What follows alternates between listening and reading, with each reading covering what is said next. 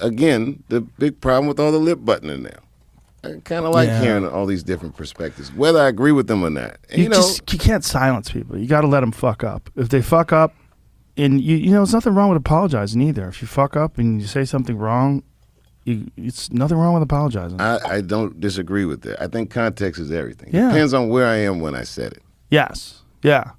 You know what I mean? If I'm on a comedy stage and you fucking print a joke I wrote like it was a stump speech, well, exactly. that's a fucked up thing to do. It's a fucked up thing to do. Yeah. Yeah. And you know, but you know, if I'm at a press conference and I whoopsie poopsie, then there you go. Sorry, everybody. Whoops. Yeah. Whoops.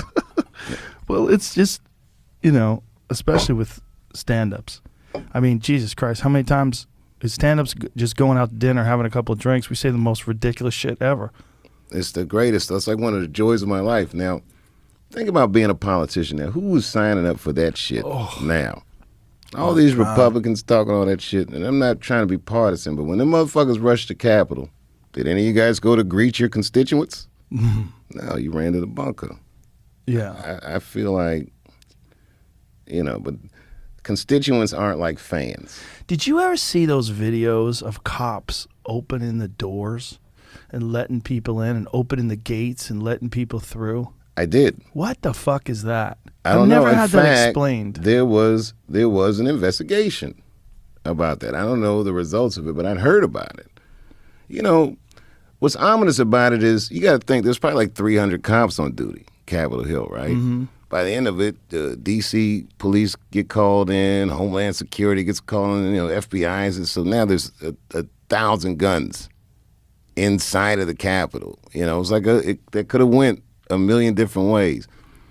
You have members accusing other members of Congress of giving tours and showing people sensitive areas. And, you know, this kind of suspicion within law enforcement, within government, it's a very ominous sign. Yeah. This type of partisanship is a very ominous sign that, you know, this lexicon now is so binary, Republican, Democrat. This is not doing us any favors.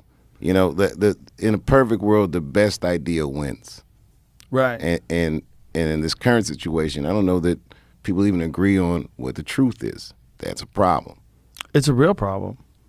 Chris Rock had a great bit about it. What did he say? Remember that bit about gangs, like that people just join gangs? No.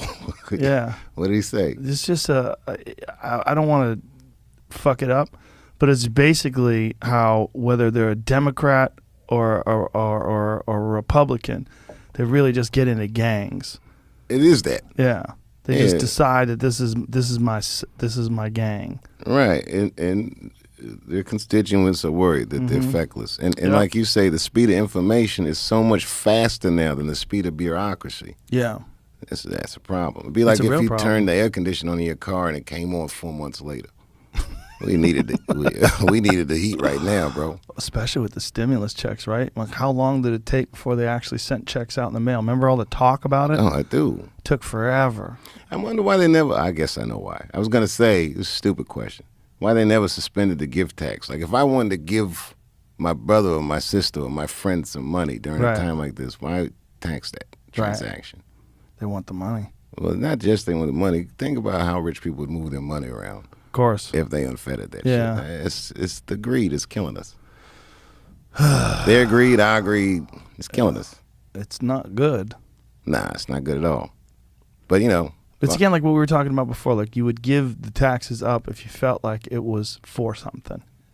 You know, if you really felt like it did, like if you knew that your tax money was really enhancing the world, really helping. Right. Instead of going to some fucked up, we're bringing crayons to the ghetto. What? Why are you doing that with the money? Because kids need crayons in the ghetto. It's like, who's prioritizing this shit? I don't know, bro.